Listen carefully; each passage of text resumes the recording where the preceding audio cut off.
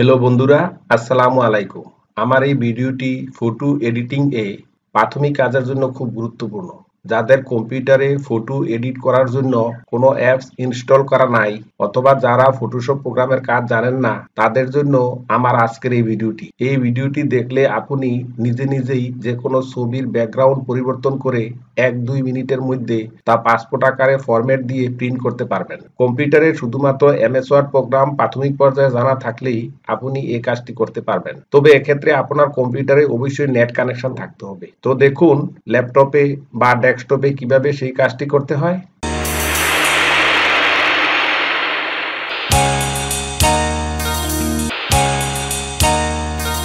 আমি পূর্ব থেকে ডেস্কটপে 3টি ছবি এখানে রেখেছি। দেখুন প্রথম ছবিটি আমার কেমন। এই হলো এখানে একটি ছবি। এই ছবিটি হইল সময় টিভির খবর পাঠিকার ছবি। এই ছবিটিকে আমি এখন পাসপোর্ট আকারে তৈরি করব। দেখুন কিভাবে করতে হয়।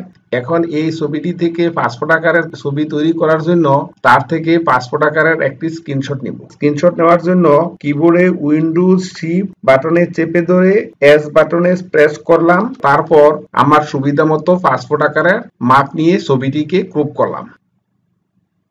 দেখুন কিভাবে ক্রপ করতে হয়। এরকমই সাধারণত পাসপোর্ট আকারের ছবি হয়ে থাকে। ঠিক সেইভাবে আমি নিয়ে গেলাম।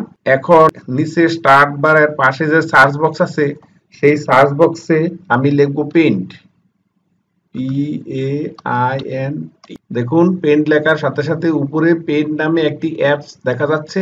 এখানে আমি ক্লিক করলাম।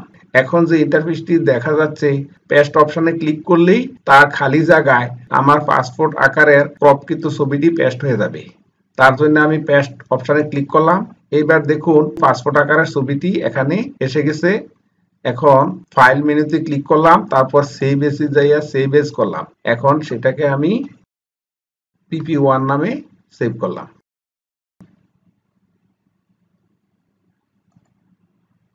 আবার অনুরূপভাবে অন্য একটি ছবি যখন সেটা আছে ফটো2 নামে, সেই ছবিটিতে আমি ডাবল ক্লিক করলাম। ডাবল ক্লিক করার পর এখন দেখুন তাও একজন খবর পাঠকের ছবি। এখান থেকেও আমি পাসপোর্ট আকারের ছবি তৈরি করতে পারি। তার জন্য আমি আবার পূর্বের মতো উইন্ডোজ শিফট বাটনে চেপে ধরে এস বাটনে প্রেস করলাম। এখন এখান থেকে আমি পাসপোর্ট সাইজের ছবি ক্রপ করে নিব। এবার ঠিক আগের মতো স্টার্ট বাটনের পাশে যে সার্চ বক্স আছে এখানে আমি লিখব পেইন্ট, PA।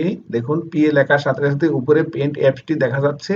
এখন এখানে আমি ক্লিক করলাম। ঠিক আগের মতো পেস্ট মেনুতে ক্লিক করলাম। ক্লিক করার পর এবার দেখুন ছবিটি পাসপোর্ট আকারে ক্রপ হয়ে এখানে পেস্ট হয়েছে। এইবার ফাইল মেনু থেকে আমি সেভ এস করব।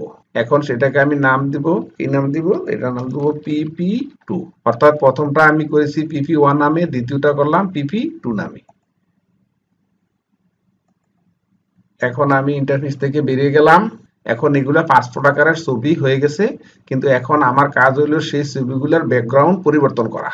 এখন ব্যাকগ্রাউন্ড পরিবর্তন করার জন্য আমি এখন মজিলা ফায়ারফক্স ইন্টারনেট ব্রাউজারে গেলাম। তারপর অ্যাড্রেস বারে আমি লিখব বিজি রিমুভ।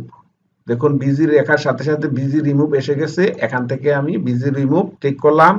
এবার নিচের দিকে দেখুন অনেকগুলা অপশন দেখা যাচ্ছে। তার মধ্যে দ্বিতীয় যে অপশনটি সেই অপশনটি হলো আপলোড ইমেজ। এখানে আমি ক্লিক করলাম। আবার আপলোড ইমেজে ক্লিক করলাম।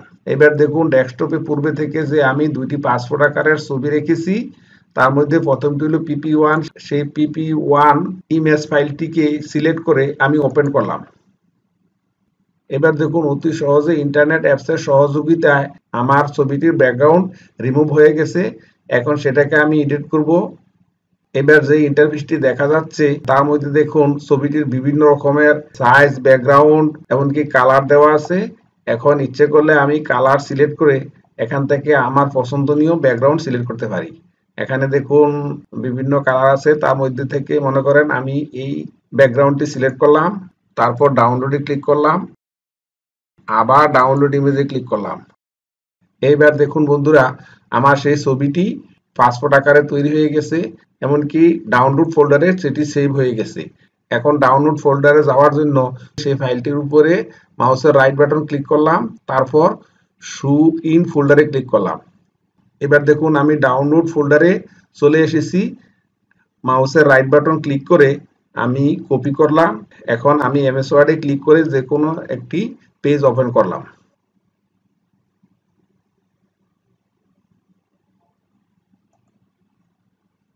এখন এমএস ওয়ার্ডের ব্ল্যাঙ্ক পেজে মাউসের পয়েন্টারটি রেখে হোম মেনুর অন্তর্ভুক্ত পেস্ট অপশানে আমি ক্লিক করলাম। দেখুন ক্লিক করার সাথে সাথে আমার ছবিটি এখানে এসে গেছে। এখন ইচ্ছে করলে সেই ছবিটিকে আমি ছোট বড় করে নিতে পারি। এখন এই ছবিটি সিলেক্ট অবস্থায় তার পাশে দেখুন একটি অপশন দেখা যাচ্ছে, সেই অপশানে ক্লিক করুন। এখন আরো কতগুলো অপশন দেখা যাচ্ছে, মাঝখানের যে অপশানটি সেই অপশানটি হলো টাইট, সেটাকে আমি টাইট করে নিলাম। এতে করে সুবিধা হলো ছবিটাকে আমি ইচ্ছে মতো নাড়াচাড়া করতে পারবো টাইট করে নিলে। এই অবস্থায় প্রিন্ট উপযোগী করার জন্য কিবোর্ডের কন্ট্রোল কিতে চেপে ধরে মাউসে ড্রাগ করে তারপর আমি কয়েকটা ছবি করে নিলাম। আমার এখন সুন্দর পাসপোর্ট আকারের ছবি তৈরি হয়ে গেছে। এই অবস্থায় আমি প্রিন্ট দিলেই পাসপোর্ট আকারের ছবি তৈরি করতে পারি।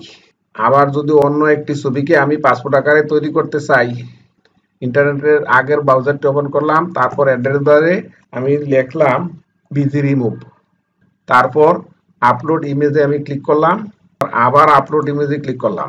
এখন PP2 নামের যেই ছবিটি, সেই ছবিটিকে আমি পাসপোর্ট আকারে ব্যাকগ্রাউন্ড রিমুভ করে নতুন ব্যাকগ্রাউন্ড দিয়ে পাসপোর্ট আকারের ছবি তৈরি করব। তার জন্য PP2 নামে ফাইলটিকে আমি সিলেক্ট করলাম, তারপর ওপেন করলাম। এবার দেখুন সেই ছবিটির ব্যাকগ্রাউন্ড ডিলিট হয়ে গেছে। এখন নতুনভাবে ব্যাকগ্রাউন্ড দেওয়ার জন্য আমি এডিট বাটনে ক্লিক করব, তারপর আমি আবার কালারে ক্লিক করব। কালারে ক্লিক করার পর নিচের দিকে দেখুন অনেক ধরনের কালার আছে, এর মধ্যে থেকে যে কোনো একটি কালার আমি পছন্দ করব। মনে করেন আমি এই কালারটি পছন্দ করলাম, তারপর ডাউনলোডে ক্লিক করলাম, আবার ডাউনলোড ইমেজে ক্লিক করলাম। এবার দেখুন উপরে ডাউনলোড অপশানে PP2 রিমুভ বিজি নামে ছবিটি ব্যাকগ্রাউন্ড ফরম্যাট হয়ে নতুন একটি ছবিতে রূপান্তরিত হয়ে গেছে। এই অবস্থায় আমি মাউসের রাইট বাটন ক্লিক করে শো ইন ফোল্ডারে গেলাম। এই দেখুন ডাউনলোড ফোল্ডারে PP2 রিমুভ বিজি নামে ছবিটি আছে। এই ছবিটিকে এখন আমি কপি করে এমএস ওয়ার্ডে নিয়ে যাব।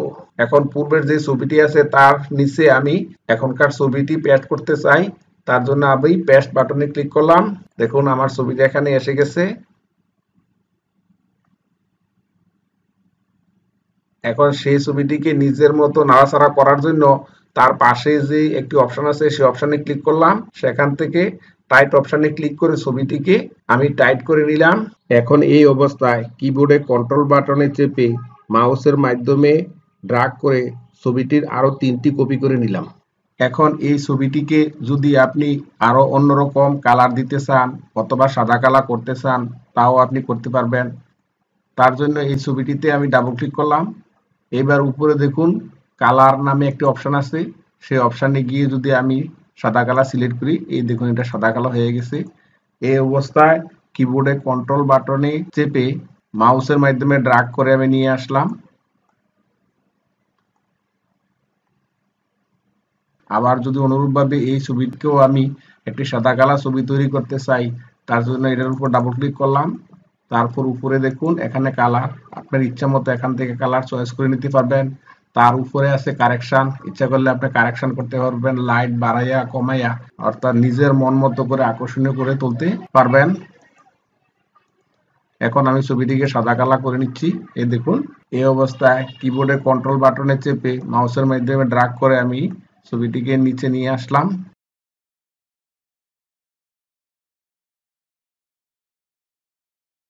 বন্ধুরা, আপনি যদি শুধুমাত্র এমএস ওয়ার্ড প্রোগ্রামটি জেনে থাকেন, এখান থেকেও আপনি অ্যাডোবি ফটোশপ বা ফটোশপের মতো খুব গুরুত্বপূর্ণ কাজ করতে পারবেন।